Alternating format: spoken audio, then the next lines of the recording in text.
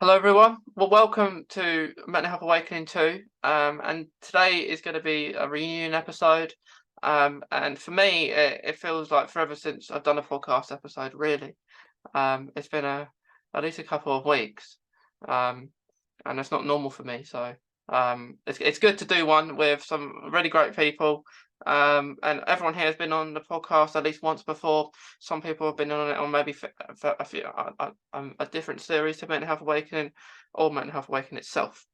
So today's highlight is going to be around mental health, of course. We'll talk about, because it's a Mental Health Awareness Month. We're going to talk about a bit about that, and everyone's going to share their journeys.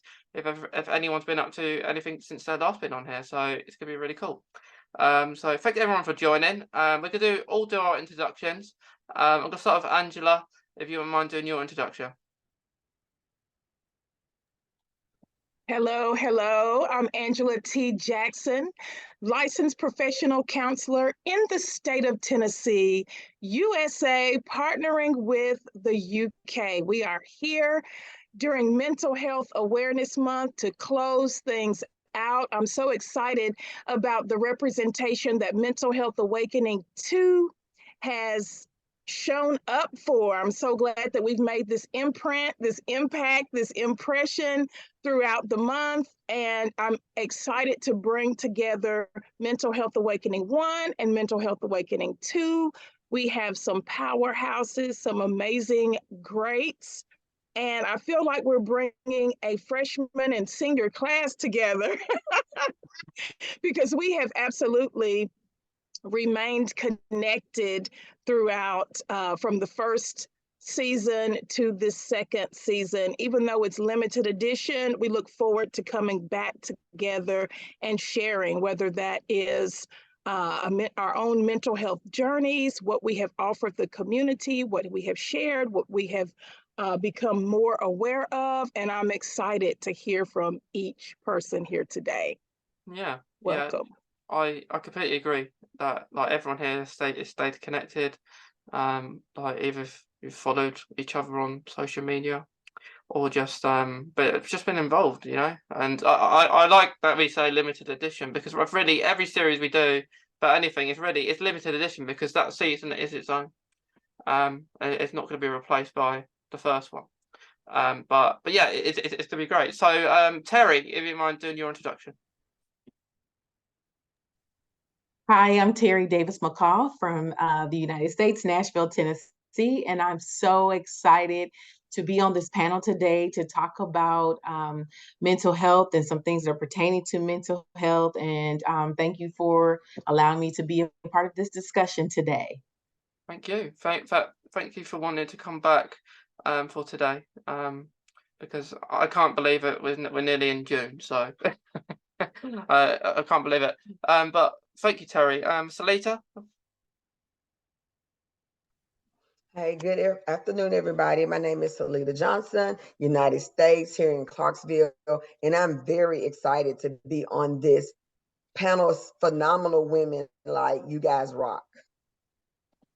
Thank you. Thank you for returning once again. Dr. Dangerfield. Hello, and thanks for having me again. And I'm so excited about the conversation. My name is Dr. Lucretia Dangerfield. I am a licensed professional counselor with the mental health service, a provider designee in the great state of Tennessee. And I'm looking forward to the conversation today that we will be having around mental health. Thank you. And I think I think we're stuck with that in our heads for the last 2 years. The state of Tennessee. I think everyone's going to know what that is now. Yeah. So thank you, Dr. Dangerfield. Myesha. Hi, my name is Myesha Thurman, aka Coach My. I'm a certified life coach and the CEO of a life coaching business, Be You on Purpose Life Coaching Services. I'm happy for you to have me on here again to be a part of this mental health community. I'm looking forward to continuing to inspire others, sharing my story as being a person who currently receives mental health services as an overcomer, an advocate for anxiety. I'm a coach to help people move forward to living their best lives.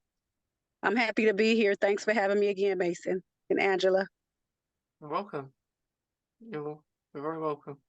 But yeah, like we've got all different people here around.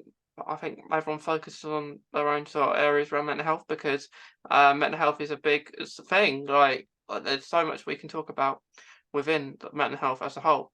But as today we're just going to be talking about like maybe things you've been up to lately, or just talking about mental health in a whole. So with mental health, guys, is there anything that you've done recently, like you've maybe done a talk, or just a new thing that you wanted to discover around mental health and wanted to talk about? Is there anything that anyone's done recently? Well, Recently, I'll start off. Oh, go ahead. Go ahead. excuse me. Recently, in April, I launched my first annual women's tea for women who suffer from various mental health issues, mainly anxiety. And when I had the tea, all of the women had a discussion to basically open up about anxiety to help combat the stigma against anxiety. And it turned out really well. Yeah, anxiety is a very important topic. Like I think we've discussed that before, haven't we, Myesha? Like anxiety is really important because we can get anxious about so many different things. It's not just gonna be one. Like some of you may be anxious now. They're sitting there. But yeah, it's a very anxious thing if you haven't, especially if you haven't done something before. So I imagine everyone here perhaps was anxious before they came on this podcast the first time around because like you don't know who I am, I don't know who you are, but I think that's how we do most of things in life. Like when we start off, we don't know people, do we? And then we get to know them, and then here we go. We're all back today. But thanks, Myesha. Welcome. It's great that you've done that. Terri.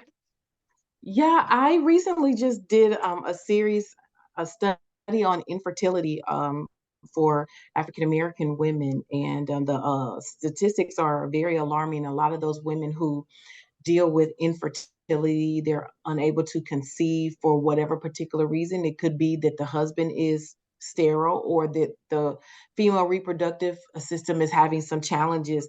But the study showed here in America that it's about 11% of population, and then the population is broken down by ethnicity. But did that study, and one of the major issues that I discovered is the mental health portion of it, and how women really struggle mentally with a lot of self. I don't want to say loathing, but blaming themselves on not being able to conceive when it's really not something that they've done, but it could just be something biological, something that's medical, something that they have no control over. And so the mental health portion of that was very, very interesting to learn about. And I've struggled with that in my own life when I was married, but the dynamics were a little bit different, but I'm grateful to have been able to do that research and provide some people with information to help them to overcome the depression or the anxiety that comes along with infertility. And Terry Jo, thanks for sharing, because I have a personal testimony centered around infertility. I've dealt with that too in my marriage, with the outcomes of becoming a proud mom of 3 sons. So it's not about me right now, but I have a story that I can share with you that I wouldn't mind doing a podcast with you on that topic, actually, to share my story. We'll get together. Thank you. You're welcome. There we go. Like, are we already linking up? But yeah, that is a very important topic. Like there's so many topics, isn't there? That's very important. Like personal stories, not personal stories. like if we're talking about that, like I recently did, I've just started doing like a monthly series with me and a couple people from Australia, and because a lot on this podcast talk about Crohn's, and we're talking about that Crohn's and fertility, and how they are very linked to one each other. So like how it maybe causes problems to have that fertility, and it is very, you wouldn't think about it if you didn't have it, I guess, but there are so many reasons why stuff happens. It may be to do with the partner, it may be to do with who it is, it may be just, it may have nothing to do with that, it may have be something more serious that on top of that. But yeah, I've been doing that. I've just started doing it. As you can imagine, for me, it's very awkward time zones over there. So when I first did it, well, I did one about maybe a month or so ago, and we got all the time zones wrong. We were half were joined and half weren't, and like it was quite late for me, but I'm okay with that because I always say I'm a night owl, so ready. But yeah, I just wanted to mention that when you talk about fertility. So is there anyone else that has anything? Has anyone done anything with their mental health that you want to talk about?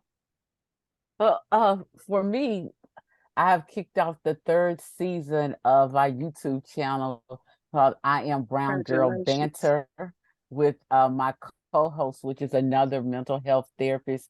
And we talk about all things mental health and leadership. And something that we're looking forward that one of our episodes is going to drop in June is actually around, it's around postpartum mental health, talking about women who experience that and the impact that it has on their lives after having the baby. And then also talking to a young lady who is 19 years old and talking about her experience with mental health when with transitioning from home to college. So looking forward to that, but that's what I've been focusing on is season 3 of Brown Girl Banter. Yeah, I think that's really awesome, because like when you say about like transitioning school to college, like I find that it's very difficult, because like what happened, I remember that exact period of time, and I was in school, and we all had the actual chance for people that were actually going to the same college, or it might have been from primary school to school, but it's very similar process. So what happened is we write a name of the person that we want to be in the class with, because of course when you get to bigger school and bigger college, that there are a lot more people, and there's not as many as you think. So so I wrote the person I wanted to be pit with, and I didn't get the person. I'm there, and I don't know anyone. And the one person I do know, we weren't. There was an argument or something. Like it was really silly, to be honest. There was this argument that happened at school, and he kept bringing it up. Like even like maybe 5 or 6 years later, it was still talking about this. I was like, "What are you talking about?" But that's the only person I got in my class, and the people I picked wasn't in my class, like tutor class, shall we say? So the tutor room. So you may not be in the same class as like maths, English, or something, but you're still there. But I found it's not very the preparing for it. Like you have your open day, but I think we should have more than an open day, really. You know, when you start something new, an open day is all well and good, but you're not going to know much about it. Like really, you're not doing any lessons when you're having the open day. You're just there being introduced, really. Because I think it'd be more better, because you're not there long for an open day. You're there maybe a couple of hours, maybe 2 hours or something. But yeah, I think that's really good what you're doing, Dr. Dangerfield, with that, because there's so many people that struggle and like with that, and the lack of understanding, I think, maybe from people in charge.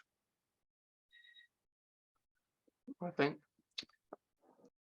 Okay, so I've just been really working on developing a curriculum regarding leadership, being a supervisor versus being a leader, and those things that are important to me as far as a leader, mainly built around effective communication. So hoping that I can get that completed and published by February of next year, and it's going along pretty good so far.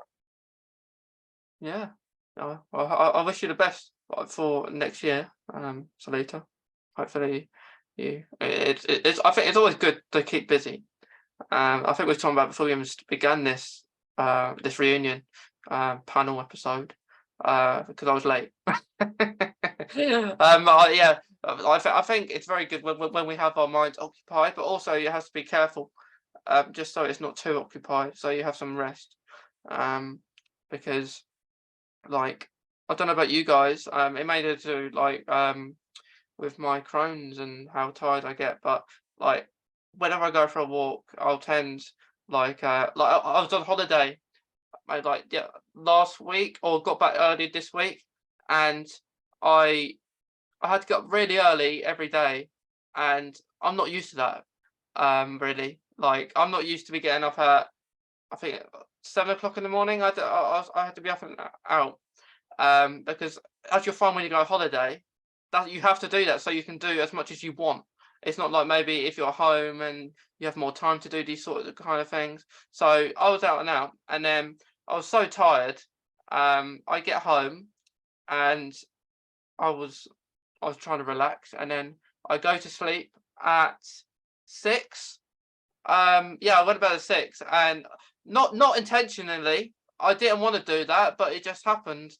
I had something on telly, and I'm asleep, and I wake up at 8, and then I get called for dinner. I'm thinking, wait, it was dinner time? I can't believe it. And the weird thing about this is, I'm not tired anymore. So it's 4 o'clock in the morning. Time passes on, and I'm thinking it's 5 o'clock in the afternoon in my own mind because I feel that way. So I watch a film at that time, and yeah, it's really weird how time goes by, because really an hour or 30 minutes goes really fast. It doesn't seem like it's that time, does it? So it's really weird. But yeah, I think that's really good. Angela, do you have any things that you've been doing lately that you want to share with mental health? I have been the hostess with the mostest on mental health for Mental Health Awakening. Lots of working behind the scenes, and this is how we got the name the UK Connection. When Mason stays busy, that means I am busy as well.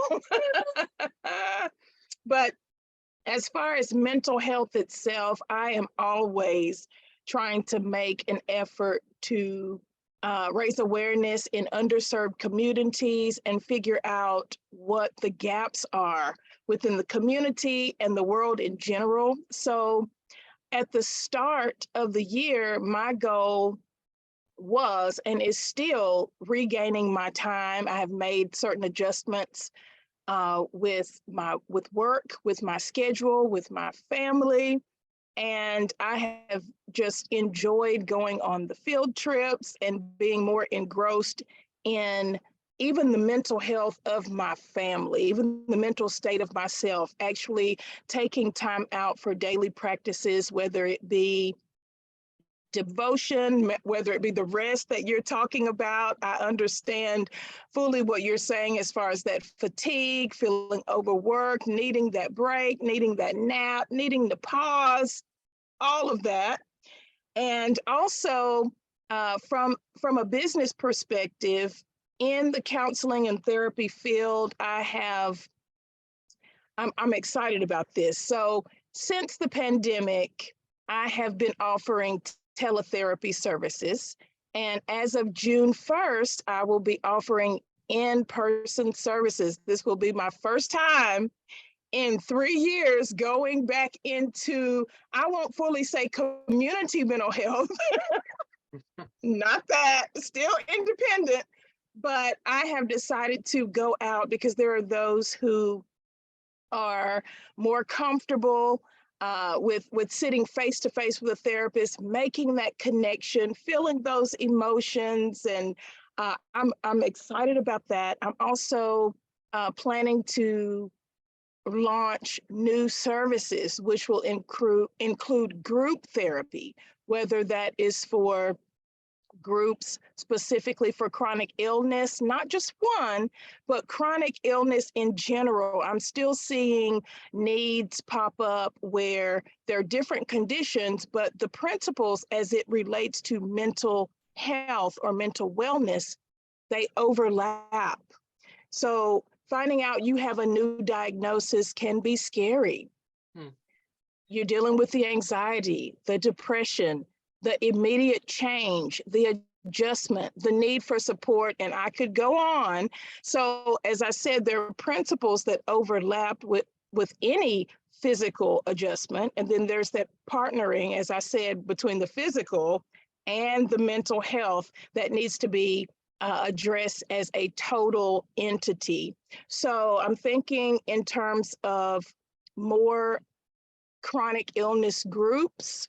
I also have identified a need for Adulting 101, and this will be a specialty group for those who are 17 to about, I know the 25 is giving me a little pushback, but there's still a need between that age gap and helping them to be more successful as far as the independent living and to make that switch between high school and full adulthood. What needs to be addressed? What needs to be changed? Where can they be more responsible or more independent? So I have found a need in those areas. Yeah, I'm excited. I'm pulling it together. Yeah, it's been very busy. Because we have been, haven't we? We've when did we start this? What month is it? It was May. Can't forget that. I think it was in March, wasn't it? We started recording. We start recording in March. We were planning as early as February. Yeah. We were deciding, we were filtering through names, or through guests rather. We started with a larger number, scaled back. Oh yes, keeping the mental health and the physical health aspect up front. So we didn't want to tire ourselves out on that. But Yeah. we started well into February. Yeah, because we last Mental Health Awakening 1, there's loads of episodes in that one. There was loads. I think we had one near enough every day of the month in the first one. And then on this one That's we right. didn't. On this one we started halfway through the month, and then we even had a little break. So when I went on holiday, that was when the break was. So I didn't have to worry about posting or sharing an episode when I'm on holiday. That's part of mental health, I guess. So whenever I have a break or anything on the podcast, I try not to put an episode out, or I make sure that's not when I'm away. Because what I'm doing for the whole of July is I'm not having any posts about podcast on July, because it's start of the summer, I guess. And then I just want to chill. I have a month for doing nothing. But yeah, that is very important, like, about doing this kind of stuff, because like if you start your own podcast, the good thing about it, you can do it when you want. That's the whole thing about it. Because what happened today, because I haven't done a podcast in so long, I normally, when I log on computer, I normally automatically I logged into my podcast account, but today I wasn't. So I had to log in. So I wasn't normal to that, because I'm normally, it's normally all in for me. But yeah, it's very important. Like how long you do it for. But yeah, so things that I've been up to apart from this, Mental Health Awakening 2. Like one thing I was done. I the first time I went to a Comic-Con, before, and I was very anxious about it because I've never done one before. I've been to one. And to anyone listening, if you don't know what that is, a Comic-Con is basically where you have celebrities and you go in like a cosplay. So what that is, you dress up as a character that you like to do. And I did that. I went to a smaller one, and then and little did I know that there's ones on all the time. And one I do want to go to a big one later on in the year, so I'm trying to plan to go in November to one in Wales in UK, because it's like one. So what I went as Doctor, like Doctor Who. So like it was the 10th incarnation, because I met the actor who plays David Tennant. His name is the actor who plays that Doctor. So like it can be very expensive though, going to these sort of things, these conventions and stuff, because like I did have free photos, and like, you get signed autographs. But it is very fun. It's very friendly to, I think, people of all different abilities and ages and everything. So that was the first time for me. I guess I was more anxious about it because being like with my Crohn's makes me very vulnerable in it, been in a compromise with that kind of sense. So trying to I was almost like I was a VIP in a way, because I said they knew I was vulnerable, so they would put me at the I was queue jump. So I was ahead of everyone else. But it was very fun. It was very fun. And I got a few new hats and stuff. But yeah, I've been up to that this month. But it's very fun when we try new stuff, like we said at the beginning, didn't we? It's very good. But I guess a question to you guys with mental health: do you think there still needs to be stuff to be improved within mental health itself? Because we're all doing these, that we could do this all the time, couldn't we? But do you think it's actually helping us talking about this?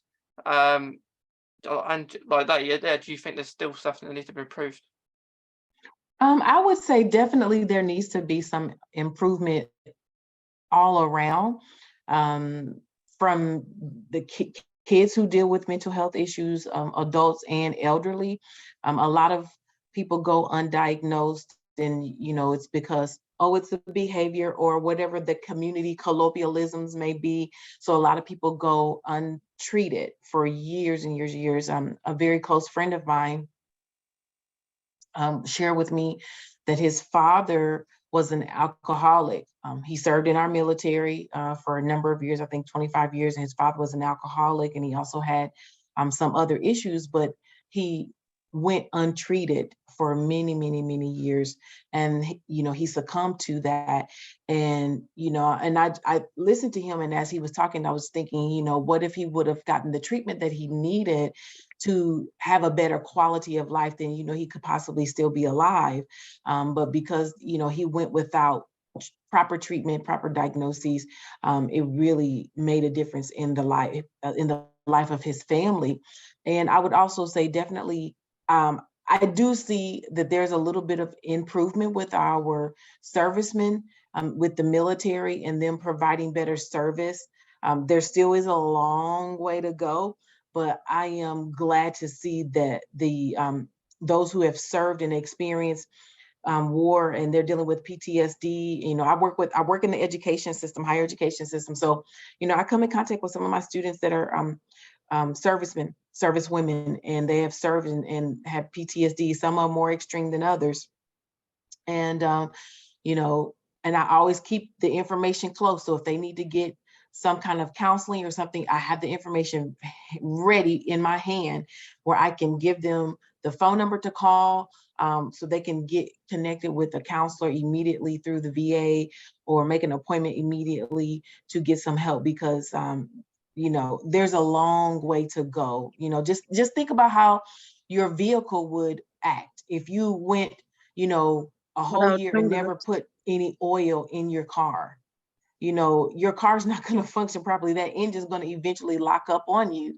And so, if you go a whole year without providing any maintenance to your vehicle is going to break down very, very quickly. But when you do the regular maintenance, it helps it stay intact so it functions the way it's supposed to be. And our bodies are the same way. Our mind is the same way.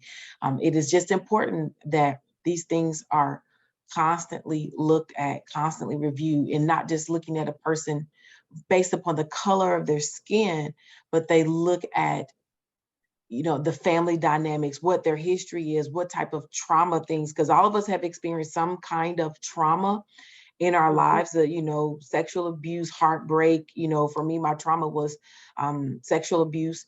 But I got counseling, but in that counseling, other things that I was dealing with emotionally came out, which was very helpful and therapeutic. So I think we have a long way to go. We have many oil changes to go, since I used the metaphor about the vehicle. Yeah, there is a long way to go. I would like to chime in about mental health when it comes to the spiritual side of mental health, because I belong to a church, and I've been trying to bridge the gap with referring members to mental health services, because a lot of times, when someone practices their faith, they feel like that's all they need. They don't need to speak with a therapist, a counselor, a coach about what they may be going through. So I've been trying to educate them and let them know that it's okay to serve God and to receive mental health services. Yeah. So it's a lot to be done, and I feel it's a lot to be done in the churches to bridge the gap, to be become unices with mental health care services. Yeah. In my opinion. Yeah. There's so many different ways that it can be done to deal with these different things with mental health. I'm ready. Because Yeah. a lot of my family members and friends, they'll say, well, I know God, I don't need therapy. It's the stigma. So I try to advocate and break the stigma. That's good, yeah. It's always good to break the stigma. I think that's the whole main thing. There's so many stigmas, isn't there, around so many different things. Like there'll be stigma around that, there'll be a stigma around someone else. The annoying thing is that we have these stigmas, like we have to get rid of them. But yeah. Angela, I know you wanted to ask everyone a question. I want to I want to say that for the longest time, I have shared information about mental health itself, but I like to highlight mental health care. I believe there is a need, and to the points that were made by Terri and Myesha, we have highlighted mental health and mental wellness. And there have been changes. There have been overall improvements. People are having the difficult conversations out loud. But guess what? What good is it to have the knowledge if there's no action? Now we've got to help navigate people more toward action. So you may hear me talk a lot more about not just mental health, but mental health care, making that available and helping people gain an understanding of where it's available and how it's available and how they can afford it and all of the things that come along with that. So even on this panel, we have representation from all different areas that's connected to mental health. There's the spiritual end of things, there's the leadership, there's the anxiety, there's the personal experiences, there are, as Myesha said, the testimonies. Even for those who are not present, there was a lot of topics and discussion around depression, suicidal ideation. Even there were a few who had not just attempts, but fatalities within their family. So making sure that there is representation across the board in every arena, even with entrepreneurship itself. So I want to talk a little bit about each of the topics that were presented. Sellittia, you brought a lot to the table with your book, How I Got Here. There was a lot of, well, as a whole, not just a lot, as a whole, that's your personal story. You brought that book to the table that's about your life and how you made it to where you are now, past the mental health struggles, past some of the challenges. Talk a little bit about your episode and some of the highlights and takeaways that came from that. Miss Angela, I finally listened to the episode a couple of days ago because I never listened to hardly anything. I've never even read my book. I'll be very honest about that. So what prompted me to actually listen to the episode was I got a call late Sunday night from a colleague that said, hey, we've seen the podcast. That's how we know what we're doing is working, it's making an impact, because we're getting the feedback. It was very difficult for me to listen to the book. I haven't read it, but they're telling me what the book says. And in my mind, I'm just recalling where I was at the point that particular, where the book was written. It's been a journey, but it has afforded me an opportunity more to be able to talk about it, because initially, even writing the book, it was because where I was and what I was dealing with at the time.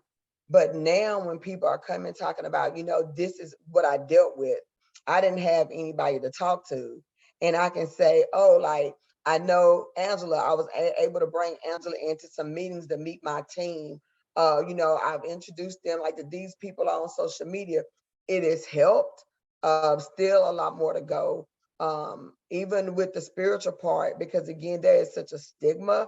And I think coming out to my church, talking about mental health, is like people kind of look at you, oh my goodness, you prophesying to people. How do we know that's really God? Or how do we know, it's your mental health? Or how, and it's hard.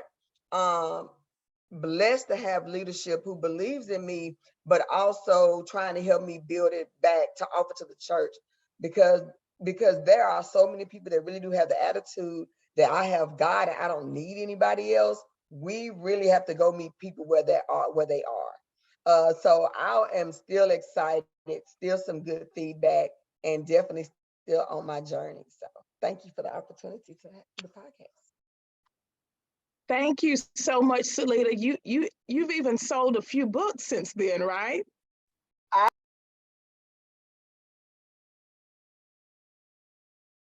You're on mute. Say that again for us. I said, listen, when I seen that Amazon check hit the bank, I was like, hey, but it wasn't even about that. It was because people needed to hear the story. And you can tell the spirit of discernment that we all have, everybody's here, that when somebody is reading or engaging to be nosy versus when you're really helping and they're getting something out of it. And that even if I didn't sell a book or one person, and I was just glad that God could use me in that capacity. And I'm not ashamed of talking about it anymore. So. I appreciate that. That's how it works. That's how we network, make the connections, and show up. Dr. Dangerfield, from the first season of Mental Health Awakening, she brought a lot of takeaways to the table about leadership, and even to the point to where leaders, therapists, counselors, how we even sometimes feel like we don't have anyone to turn to, or there's a hesitancy to even seek out help. It's like, who do we turn to? So talk to us about the connection between leadership and mental health. When you are the leader, it is like, who is your person that you can confide in and talk to. And so what I've found is that leaders will in a way they'll keep it a secret and not, and until it's exposed on a platform where it's like, oh, I should have talked more about it. But as leaders, sometimes it's the stress. We're humans. As leaders, we are human, so we have to remember that the experience of anxiety, depression, any other thing that keeps us bound to ourselves because we're not sharing. But as leaders, we set the course for other people. We have impact. So if we would acknowledge what's going on with us and not see it as a sign of weakness, but a sign of strength and courage, to have other people look like they're like, oh, if she says she went to see a therapist, then I need to go see a therapist. I had a situation yesterday. I was meeting with my mentor, and we were just talking, and she was asking me how was I doing. And I was telling her, I was like, oh, this year, 2023 threw me for a loop at the beginning because I lost my mom. And she said, well, I know you support other people, but who's supporting you? And I said, I have a therapist. I said, I go to my therapist. And it was a young lady sitting next to us that overheard what I said. And she kind of chuckled. She said, I just had my appointment before I came in here too. I said, and she said, to hear somebody else say that they have a therapist. And my mentor, she said, and she a therapist herself. I said, therapists need therapists, but as leaders, we have to set the pace. And one thing I want to remind people, as leaders, you set the course for the environment around you. Are you helping somebody's mental health? Are you hurting somebody's mental health with how you create environments? And in environments, we have to talk about. Don't shun away, because everybody has experienced some form of trauma. I don't care if you say you haven't experienced trauma.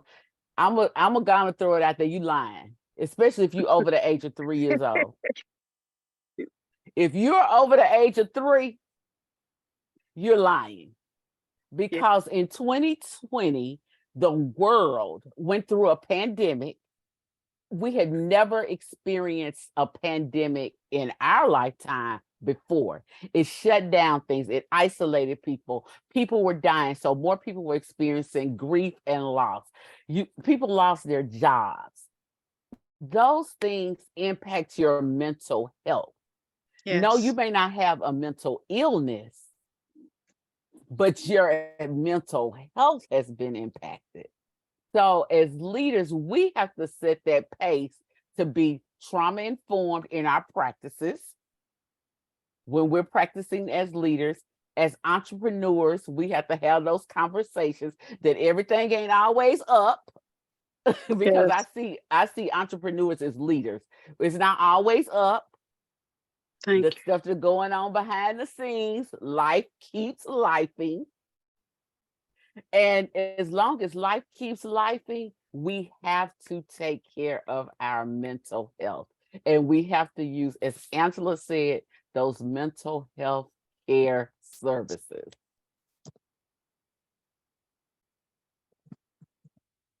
Well said. Very well said.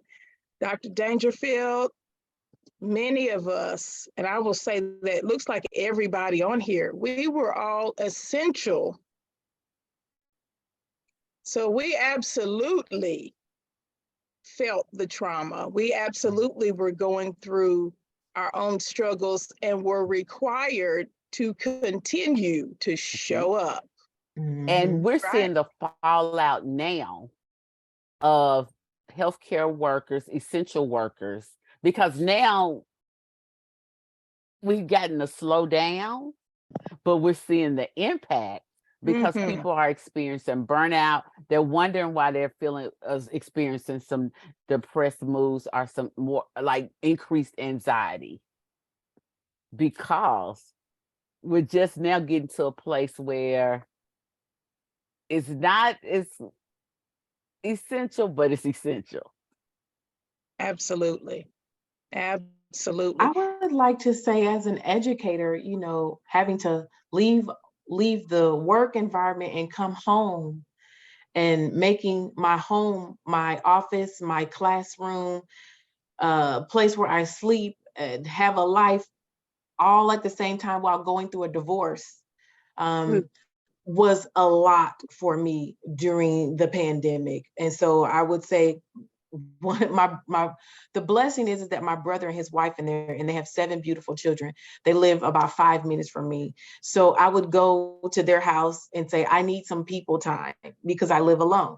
So I needed that people time so I could have conversations with other people and communication and have a physical touch with, you know, kissing my nieces and my nephews and holding them. It made it a little bit easier going through the pandemic, the shutdown, the all of the stuff that came along with it, and going through a divorce at the same time just made it it just made just that few minutes of just, you know, spending time with family, with loved ones, made it a lot easier. But I know that there were some that did not have that luxury of having that human contact as often as they wanted. So I definitely agree with Dr. Dangerfield. It was a lot, you know, for us essential workers. And sometimes I wish I was some days you know, I will say this, the company that I work for, they didn't take away completely our work from home days. So we can work from home at least 2 days a week. And when I feel like I need a break, before I break, I won't go to the office. I work from home so I can have my quiet time. I can have my peace and I can have my solitude before I run back into the classroom teaching college students who act like high schoolers and staff members and faculty members who sometimes, you know, work well with you and sometimes they don't. So, you know, I'm grateful for those times when I can come home to my place of rest and work from home and have that space of peace. Terri, thank you for sharing that. Thank you for sharing that. I saw Dr. Dangerfield laugh. I believe she can relate to that classroom experience. So while you were talking, I want you to go ahead and share some takeaways from your episode. It was titled A Woman of Many Hats, and you did absolutely that. You brought so much to the table. We talked about your personal experience. We even incorporated, there was some prayer, there was support, services that you offer. Talk a little bit about your episode. Well, thank you again for the opportunity and shining a light on what I do. I represent my organization, the Wife's Circle, and it is a faith-based organization for women in ministry.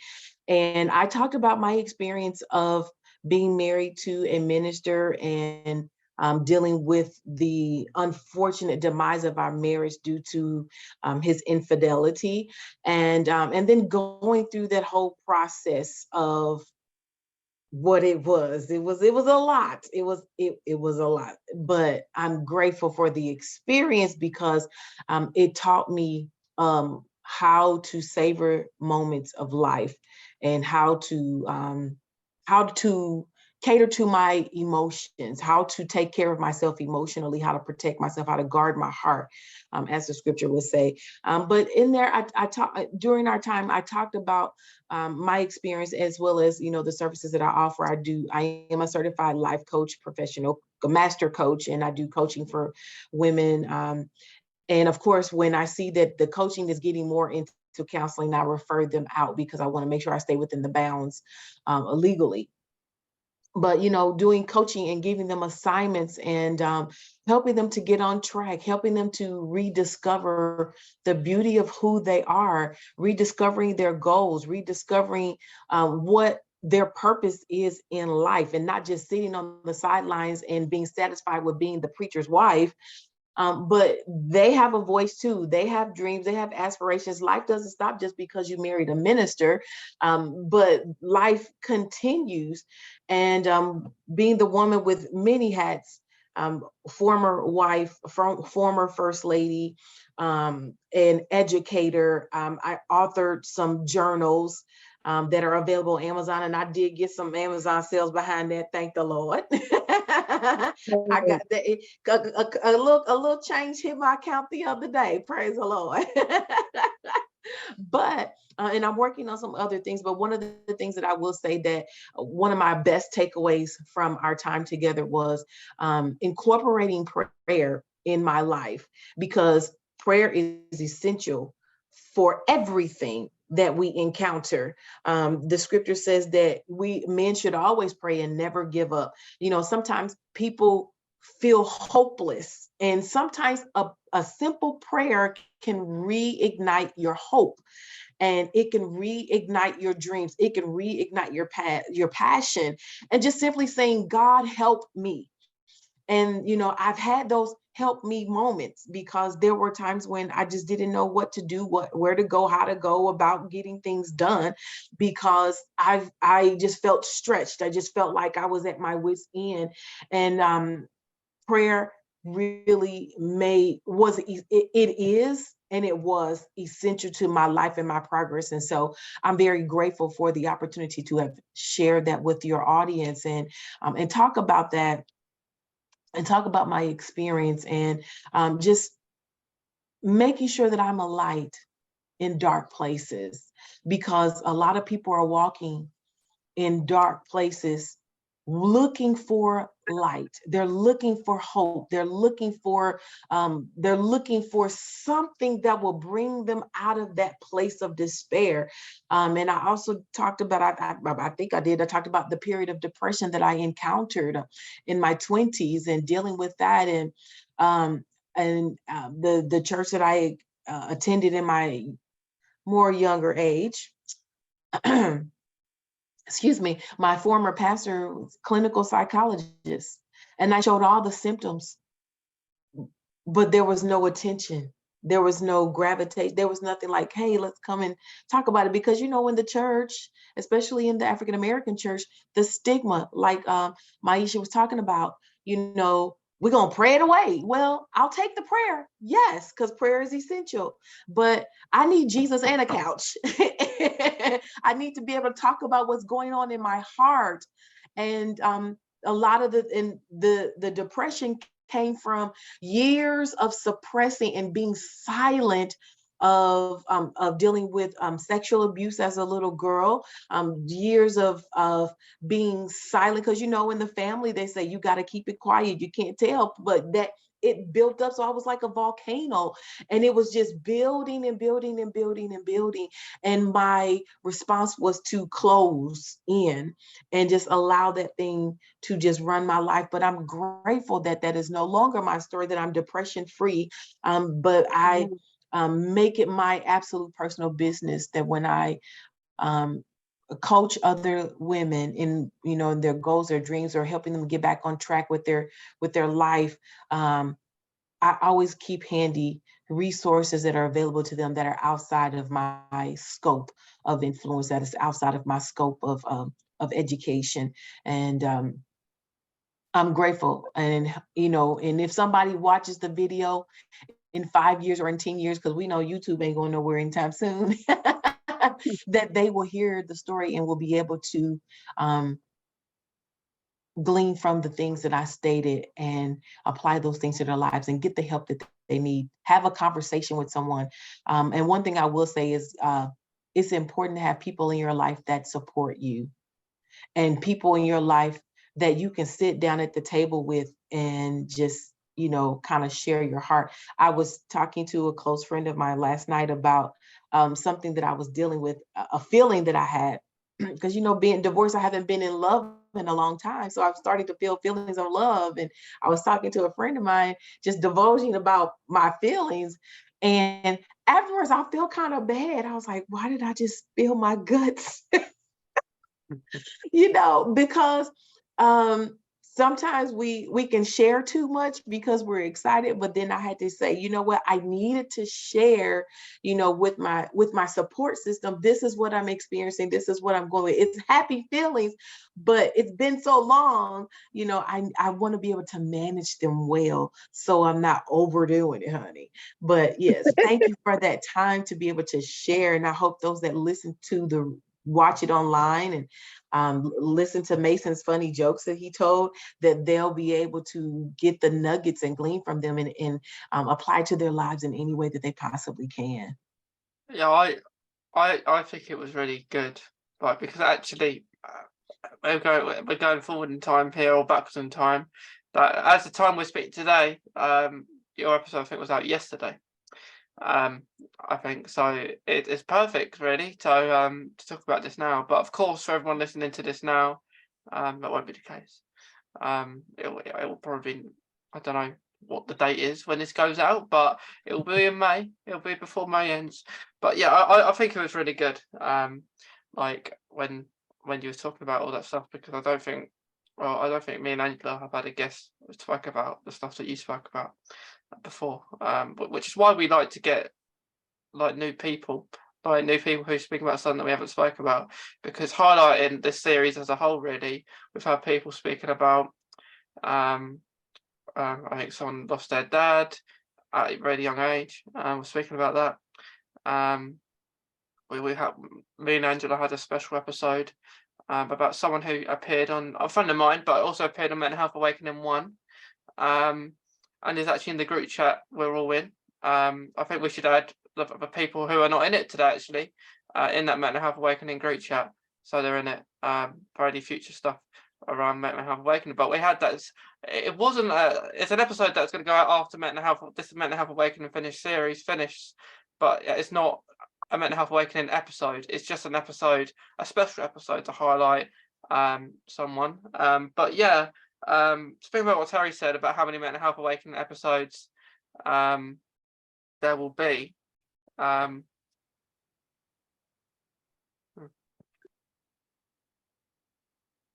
Yeah, I think I'm back. I think I glitched for a second. But just highlighting what Terri said about how many mental health series there will be. I'm not sure how many there will be. But I think we will talk about that, because after, as some of you may be aware, from the last series, if for those of you who were there for the last series, we did after the reunion episode, me and Angela just have an episode where we're wrapping it up, talking about the series as a whole, what may happen in the next one, and kind of maybe discussing plans for like load of months in ahead. And that's what we did the first time, and it worked really well. So to anyone here, you may want to watch that episode, so you might find out a few new things, because that's one thing we said. We said when before this reunion episode, we said, should we bring back the people that were in Mental Health Awakening 1, or should we just keep it to Mental Health Awakening 2 reunion? So it's a good job we did what we did, otherwise we should have 2 people. Wouldn't we? But yeah, like, who knows how many series there will be. But we have plenty of ideas, and everyone here will always be invited back. So Myesha Thurman, we have your episode from Mental Health Awakening 1, Anxiety Doesn't Define Me. So if you remember back to May, well, it would have been earlier than May when we did it, but May last year.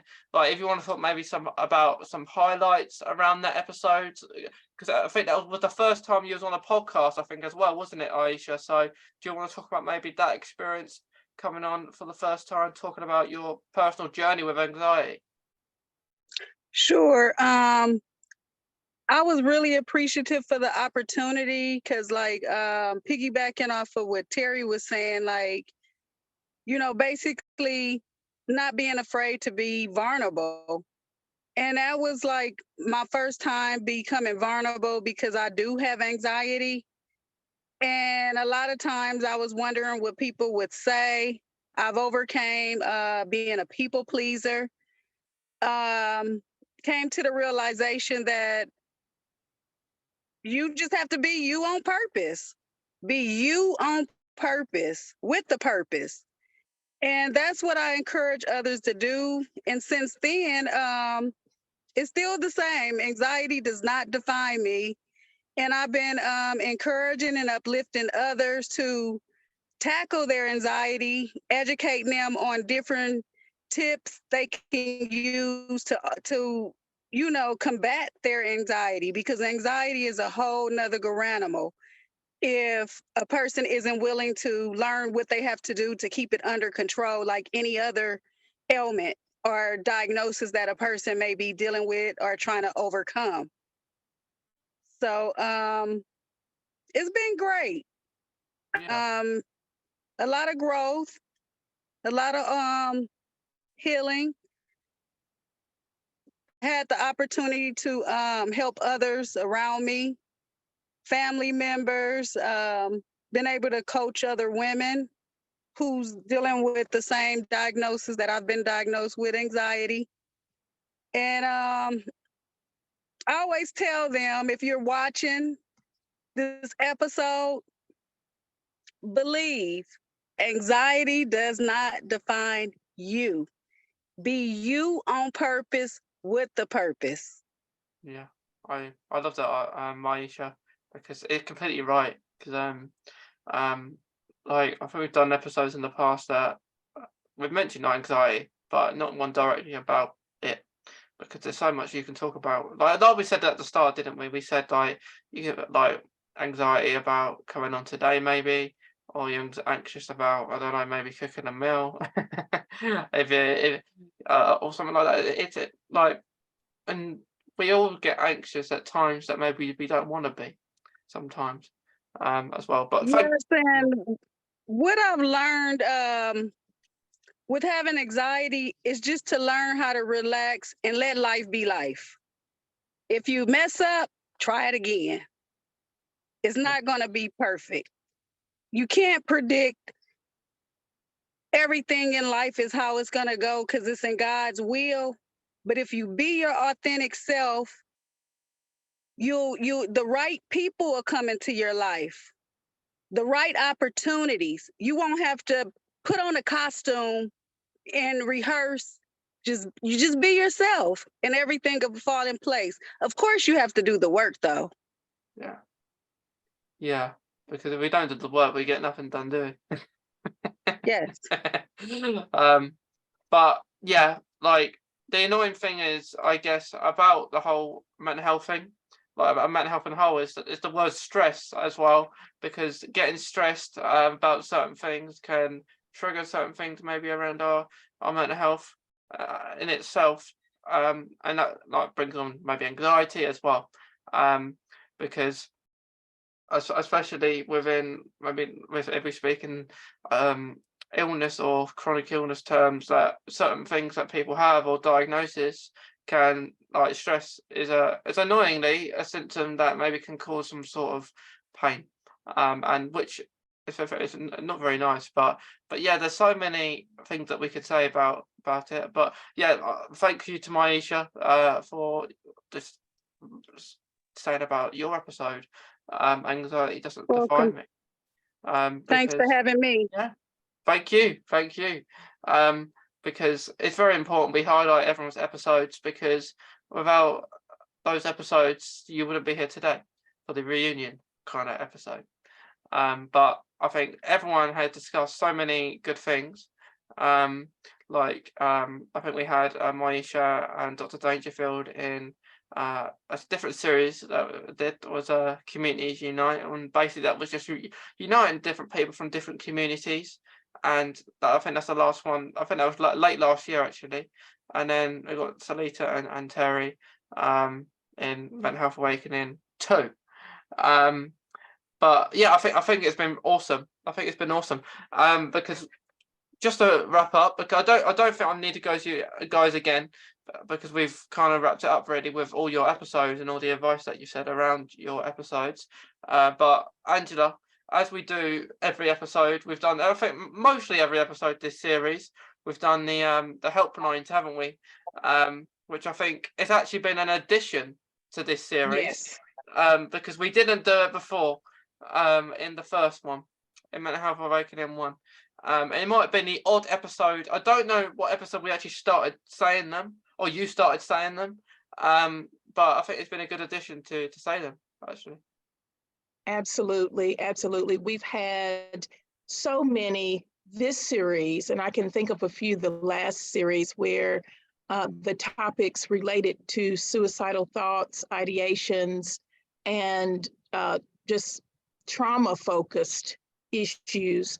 And because the toll-free number was changed to something as simple as 988, I thought it was a good idea to highlight that every single episode, because we don't, as a world, right? We might, as a group of people, we might highlight helplines and resources to our platforms, to our communities, to our families. But what happens is we don't hear about resources in 988 until there is a celebrity fatality, and it gets shared after the fact. So we have not necessarily been as proactive as we could. So that's why I wanted to share the 988. If there is a suicide or crisis emergency, there are licensed professionals waiting to talk with you. And a part of that addition was also highlighting emergency numbers in other countries. People everywhere will be listening. So for the UK, the emergency number is 112 or 999.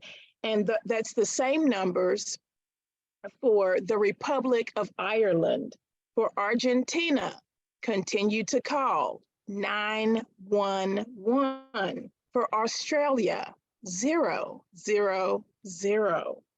China, 110. South Africa, 10177. So it's a 5-digit number, 10177. If there is an emergency, a mental health emergency, you can dial that 988 for the US. Also, let me put this out there also, you can still dial 911 or take your loved one to the nearest emergency room, right? True emergencies, still take those precautions. Also, I just want to say, you are not alone. To our listeners and our viewers, you do not have to suffer in silence.